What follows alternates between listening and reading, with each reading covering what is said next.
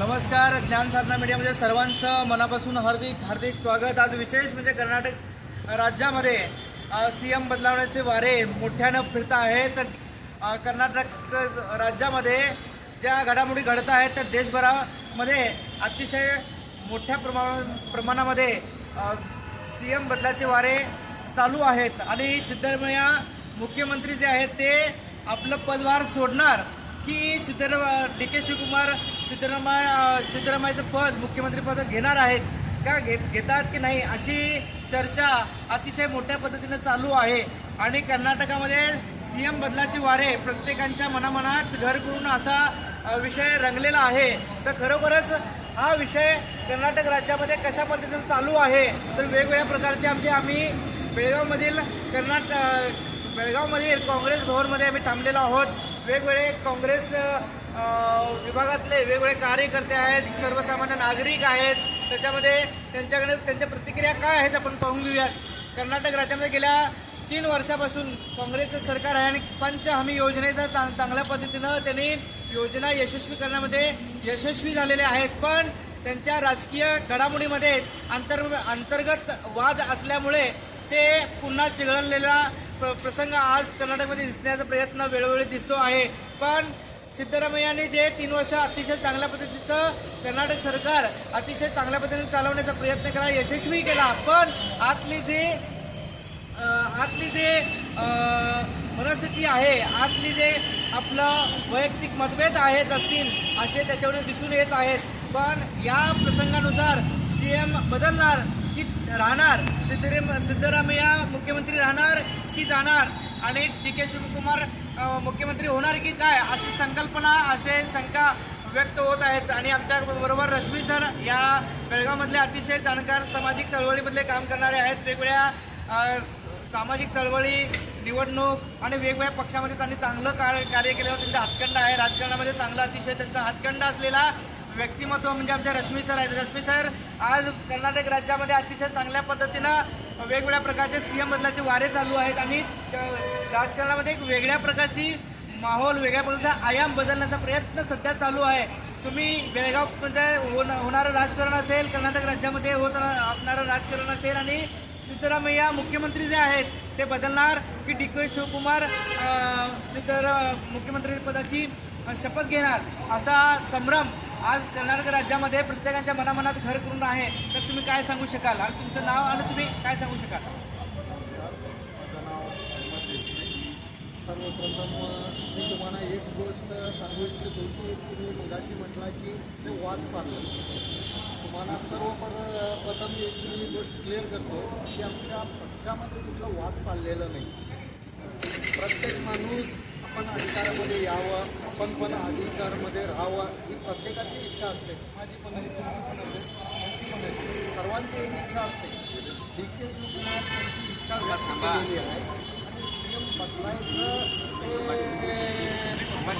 बदलायचं प्रक्रिया ते हायकमांड निर्धार करते. ते आम्ही तुम्ही करू शकत नाही. आणि वारे चालले सीएम बदलणार हे आम्ही ऐकायला लागून 1.5 वर्ष झाली. 1.5 वर्षापासून हायकमांड जे निर्णय घेईल ते सर्वांना मान्य आहे आणि सर्वजण हायकमांडचे आदेश पाळतात. बरोबरच सीएम बदलाचे वारे गेल्या अनेक वर्षापासून वाढत आहेत, बरोबरच आहे. पण तुम्ही म्हटल्याप्रमाणे अंतर्गत जे असतंय ते उफाळून येण्याचा प्रयत्न होत असतो. पण तिथं अंतर्गत असल्यामुळे ते गेल्या 3 वर्षापासून अतिशय चांगल्या पद्धतीनं त्यांनी सरकार चालवण्याचा प्रयत्न केला. अनेक वेगवेगळ्या प्रकारचे विरोधी पक्ष, विरोधी गटनेते सुद्धा विरोध करण्याचा प्रयत्न केला. पण त्याच्यावरती मात करण्याचा प्रयत्न या सरकारनं केलेला आहे. पण तुम्ही म्हटल्याप्रमाणे कोणाची इच्छा असते की मी कुठल्या तरी पदावरती जावं किंवा कुठल्या तरी पदावरती बदल मारावी. मुख्यमंत्री असेल तर कुणाला काहीतरी पद मिळावं, उपमुख्यमंत्री असेल तर मुख्यमंत्री व्हावं, मंत्री असेल तर उपमुख्यमंत्री किंवा मुख्यमंत्री व्हावं अशी प्रत्येकाची इच्छा असते. पण या चळवळीमध्ये त्या संघर्षामध्ये गेल्या अनेक वर्षापासून संघर्ष चालू आहे. पण चांगल्या पद्धतीने नेत्यांना घेऊन जाण्याचा प्रयत्न चाललेला आहे. पण आज गेल्या 2 दिवसापासून सीएम बदलाचे वारे, दिल्लीचा होणाऱ्या चर्चा आणि कर्नाटक राज्यामध्ये बेंगलोरमध्ये होत असणाऱ्या चर्चा त्याच्यात घेतलेली वेणुगोपाल यांनी घेतलेली पत्रकार परिषद असेल, DK शिवकुमार साहेब असतील किंवा सिद्धरामय्या साहेब असतील त्यांच्या अंतर्गत चर्चेनुसार पुढं काय निर्णय कशा पद्धतीनं पुढं वाटचाल असू शकेल सर?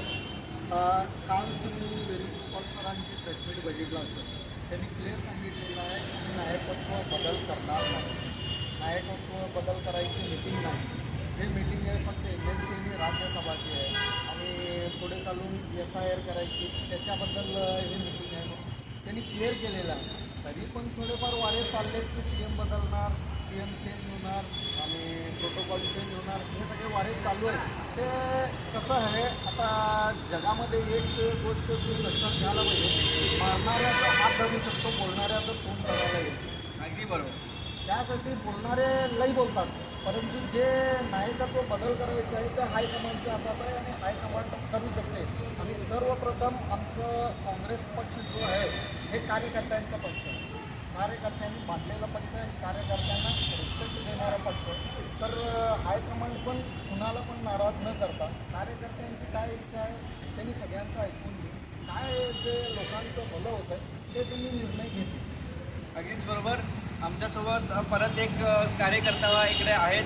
नाव सर? मंजुनाथ हिरवे आमच्यासोबत जोडलेले आहेत. त्यांच्या भावना काय आहेत, सरकारविषयी काय जाणून आपण घेऊयात. मंजुनाथ हिरवे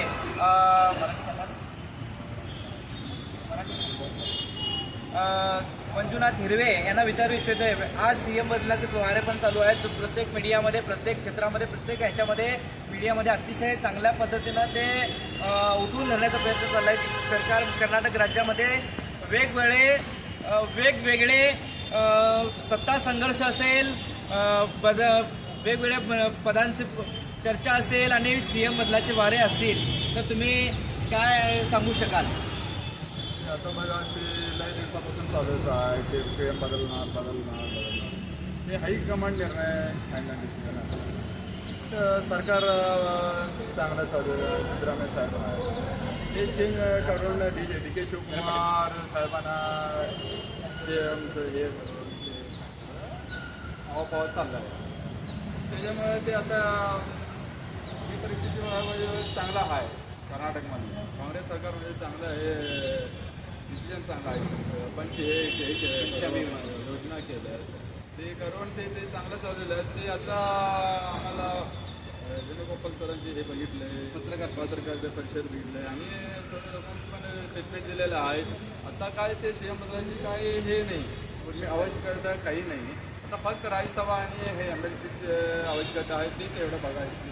त्याच्यासाठी मिटिंग आम्ही दिल्लीला बोलवले असं त्यांनी सांगून घेतलं. तेच आहे. तर आता मीडियामध्ये जरा हे करा ते आम्हाला चांगला बोलून चांगला आहे. राज्यसभा आणि वेगवेगळी पदं त्या संदर्भामध्ये चर्चा होत आहे. दिल्लीमध्ये सुद्धा कर्नाटक राज्यामधल्या CM बदलाच्या संदर्भात वेगवेगळ्या अशी माहिती, वेगवेगळी अशी चर्चा आणि वेगवेगळे असं सरकारचं शासनायुक्त धोरण बदलण्याचा चर्चा अशा पद्धतीने होत आहेत आणि CM बदलाचे वारे सुद्धा पुन्हा होण्याचा प्रयत्न होत आहे. तरीसुद्धा मंजुनाथ हिरवे यांनी सांगितलेलं की ज्या वेगवेगळ्या चर्चा ज्या आहेत त्या राज्यसभा असतील, MLC असेल किंवा विधान परिषद सदस्य असतील किंवा राज्यसभेवरती जायचं असेल त्यासुद्धा चर्चा मोठ्या प्रमाणात होण्याचा प्रयत्न चालू आहे. पण सिद्धरामय्या मुख्यमंत्री राहत असताना त्यांच्याकडनं चालवत असलेली वेगवेगळी यंत्रणा, वेगवेगळे शासनयुक्त अतिशय चांगल्या पद्धतीने चालवण्याचा प्रयत्न आणि विरोधी पक्षांनी केलेले वेगळ्या पद्धतीचे प्रत्यारोपसुद्धा या शासनानं करण्याचा प्रयत्न चाललेला आहे. विरोधी गटांना आपली समस्या मांडण्याचा प्रयत्न केला शासनाकडे, त्यांनी त्याचं उत्तर देण्याचा सुद्धा वेळोवेळी प्रयत्न केला आहे. पण अंतर्गत जे म्हणतो आपण, अंतर्गतमध्ये जी धुसफूस चालू आहे ती कुठेतरी शिगेला जाईल का आणि नवीन मुख्यमंत्रीपद ते बदलेल का? मुख्यमंत्री राहणार की DK शिवकुमार राहणार अशी शंका व्यक्त होताना दिसत आहे.